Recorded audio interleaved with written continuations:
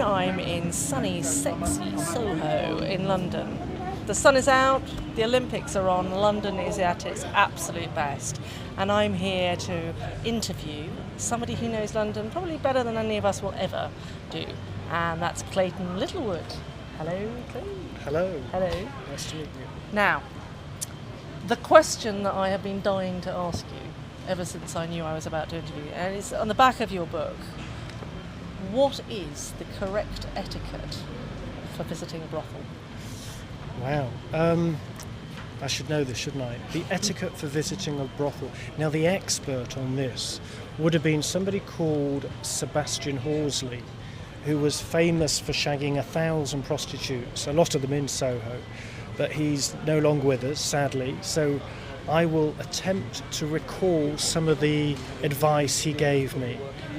I think the first thing he told me about visiting a brothel is you should always enter it confidently.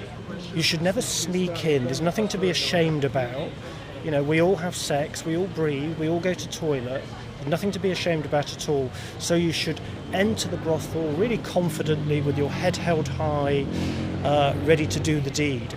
When you get in there, always be polite. Just treat it like you're on a date. So actually, even before you get in there, make sure you shower, all the bits below, clean underwear, and then when you get in there, be very polite, tip the maid, not too much, because it's not the maid you want to shag, and then you get given a menu. So you choose from a menu, just like you would in a restaurant. So just treat it as you would if you were dining out with a potential partner in a high-class restaurant. Because actually, when you go into the brothel, it's a very holy place. It's like visiting a church. Sebastian said it was the holy of the holies.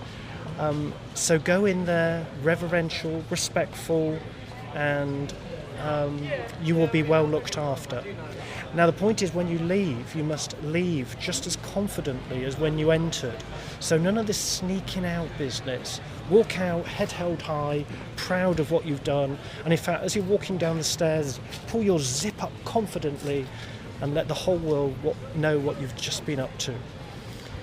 And I think actually I've got a quick story about somebody who, when I was living in Soho, I saw somebody leaving the brothel, running downstairs, and he shouted up the stairway as he left, "I ain't paying for fuck all, no one told me she had a dick," which makes you wonder how many guys didn't actually complain about it.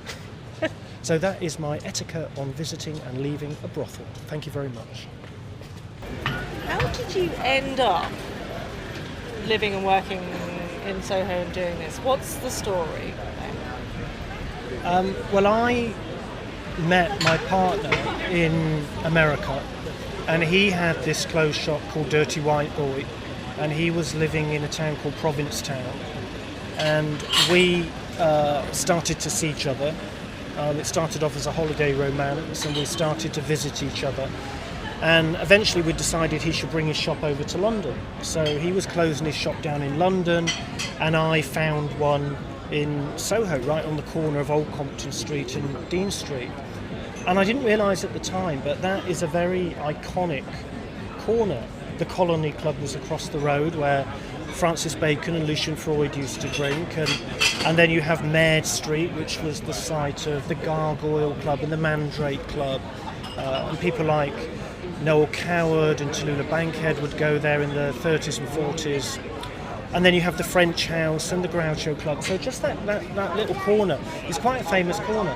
So we opened this shop anyway called Dirty White Boy, and we were living below the shop. And because business was so bad, I would end up sitting by the window every day just writing about all these customers that came into the shop. And actually our plan was to open up a string of shops.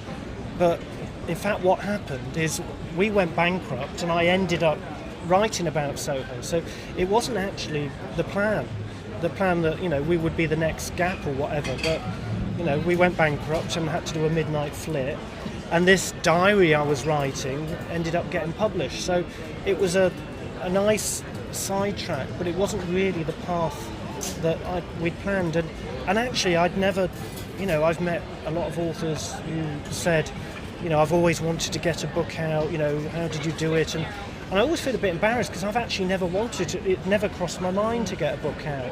I wanted to be a singer years ago and failed miserably at that. I was in a band called Sponge Finger. And I remember I wrote a song once called Last Night I Dreamt I Was Julie Andrews. And I thought, I'm going to go to New York and give Julie Andrews this record. So I saved up my money, got on the flight, and she was appearing in Victor Victoria on Broadway at the time. And sod's law, the day I got there, she left and Raquel Welch took over. I thought, do you want to meet her? And I thought, I'll phone up Quentin Crisp. So I phoned up Quentin Crisp and spent a day with him. You spent a day with Quentin Crisp? Well, he's always been a big hero of mine. I'd followed his career and his life for years. And of course, he was another Sohoite. Yes. He used to work in Soho. He prostituted himself in Soho. He used to socialise in Soho. Just round the corner, there's opposite the bar called Compton's. There was a shop until fairly recently called Swank, which was a clothes shop. And that used to be a coffee shop called the Black Cat or the Chat Noir. And Quentin used to go in there, and that featured in the film The Naked Civil Servant when he got beaten up by the roughs. So Soho's always had a big fascination for me with my attachment to Quentin Crisp, and then I was a big Soft Cell fan back in the 80s. Weren't we all? Yeah, and of course, Mark did that album Non-Stop Erotic Cabaret, which was all about Soho. So right from my teens, the first impression I had of Soho was, one of prostitutes hanging out the window and neon and this criminal underworld and trannies on every street corner. And I just thought it was the most magical place on earth and I had to get here. And, I did at 19, I got here, but didn't actually have a second connection with Soho until 30 years later, till we opened this shop. Yeah. Now, I can't remember what your question was. You answered it. I think what I'm really fascinated to know is, why a diary? Why not a novel? Diaries are some of the big people that have made big impressions on my life have written diaries. Quentin Crisp wrote the New York diaries. Christopher Isherwood wrote the Berlin diaries. Kenneth Williams' diaries. Joe Orton's diaries. So all the big heroes of mine, gay heroes, have written diaries. And actually, a diary is something I've always written. When I was younger and I was struggling with my sexuality, I poured my heart out in my diary. And then ever since then, I always found that whenever I was going through something kind of turbulent or emotional in my life, I've reached for my diary to, I suppose, kind of make sense of things. And once it's down on paper, I can see the right path ahead. And I suppose there's also a thing of wanting to be maybe remembered and noticed. I suppose you need to have a fairly big ego to publish a diary, because I imagine people picking up mine and thinking, well, who does he think he is, Kerry Katona? But I think there's that thing of wanting to be remembered, even if it's years later, just by one person, that someone will pick up your diary. And for me, when I followed an artist, it's not so much the art of theirs that I've warmed to, it's reading about the artist rather than their art. Yeah. So diaries are fascinating for me for that, because it's raw, it's real, whereas fiction tends to be exaggerated and not true. Yeah. Although there is an argument to say that all fiction is autobiographical and all autobiography is fiction. So now I'm confused. You don't strike me as the sort of guy that's got a big ego, actually. So there's a little bit of a dichotomy there, isn't there, really? Well, I suppose there is, but I've tried to write fiction, but it always comes out like some awful Enid Blyton story. And I think, well, maybe diaries are my thing. And I was chatting to someone the other day and saying, all my friends are authors and write fiction, and I should be writing fiction. And this friend of mine said, well, no, you do diaries, that's your thing. People haven't done London diaries for a long time, so don't feel, paranoid about that. And I thought, well, yeah, perhaps he's right. But I think the other thing about fiction for me is I can't put myself in it, and I want to be in it. And with a diary, I can. Even though in a diary, I tend to focus on other people because they're more interesting. But there's always more of an element of myself in a diary, which, to me, it's harder to do that in fiction. Think of a character that absolutely encapsulated Soho. Who would it be? It would be, there's only one person for me, and that is Sebastian Horsley. And we're now on, strangely enough, we're in Maid Street, outside number 7 Maid Street, where Sebastian used to live on the first floor. And Maid Street is probably the most beautiful street in Soho. I mentioned earlier that the famous Gargoyle and Mandrake clubs were here, and then in the 80s it had clubs like the Bat Cave and Gossips and the Lift. So this street has got, it's really famous in London clubland history. But we're outside number 7, where Sebastian Horsley used to live. And for those of you who don't know Sebastian Horsley, he wrote, his autobiography was called Dandy in the Underworld, and it is the most honest autobiography you will ever read. There will never be another person in Soho like Sebastian, and he was one of London's typical eccentrics that London seems to produce every 50, 100 years. And I'm proud to say that I met him and learnt a lot from him, and we were neighbours. I was living just around the corner at the time, and when I had my first book out, I asked Sebastian for a quote for the book, and he said, "Okay, I've got one for you." And the quote was, "It's not nearly as bad as I was hoping, you cunt," which I thought was brilliant, but my publisher wouldn't put it on the book. So that's Sebastian Horsley, sadly no longer with us. What's a typical day in your life look like? A typical day in my life is normally spent actually in Soho. Although my partner and I don't live here anymore, I come to Soho a lot because I find it gives me a lot of inspiration, and I feel it's a very creative place. So as soon as I step foot into Soho, I feel like energised. So if I was to come here in the morning, I would probably be sitting here in this coffee shop looking at the people outside. And if you come here in the morning, you see all the local villagers, and they're here, there's the delivery vans unloading the food and the veg and the coffee and the drinks. And so you see Soho really as it is, the village that it is. By lunchtime, it's more the media crowd. So you've got the people from Soho Square, the film industry, the media industry, PR, advertising companies. And then early evening, it starts to turn into more of a party crowd. So the gay couples are out, the Dagenham hen knights are falling over the place with their pink fluffy ears. And then the interesting thing is, when you get to about 11 o'clock and everyone's falling home drunk and it's all very rowdy, after that, that's when the street girls come out.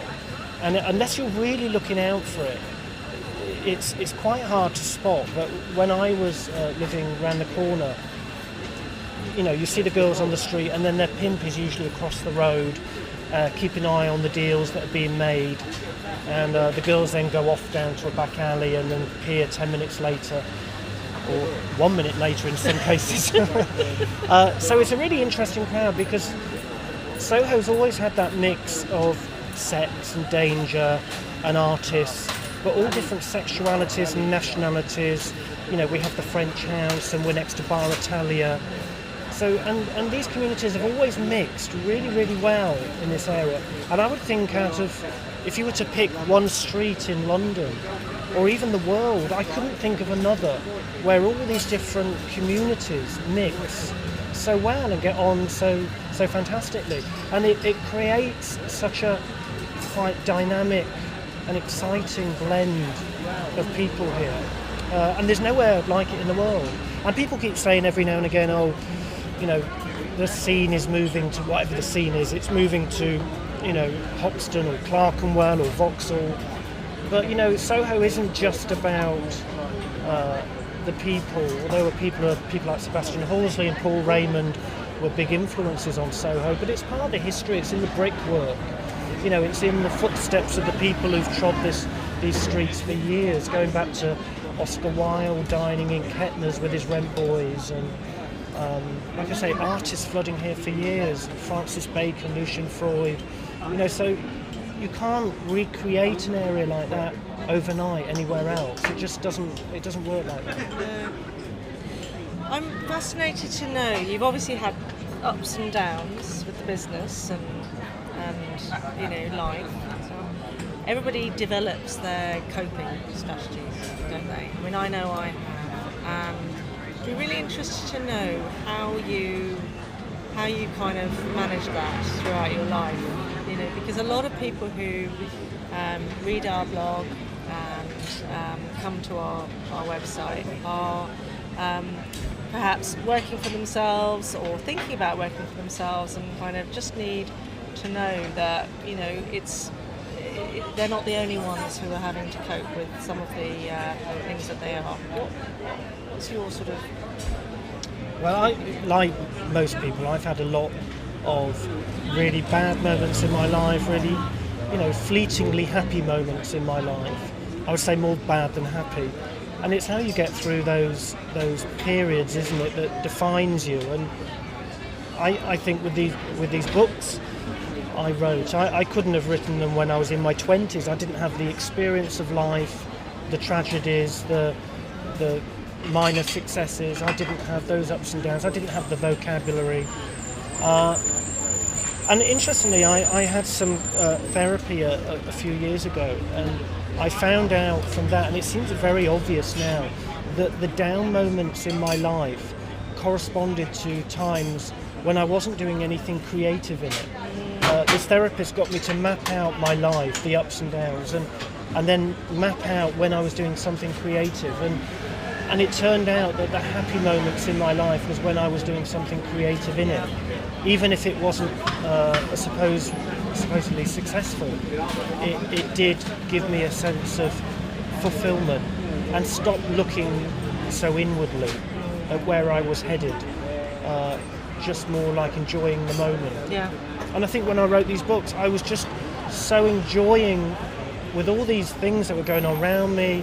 I was just so sunk into Soho life and these characters that nothing could have brought me down, because I just channeled it all into writing, which again, like I say, I always have done. When the chips are down for me, I just turn to my diary, which is why sometimes I struggle to write anything else, because I think I need to be suffering from some terminal illness before I start to write again or something.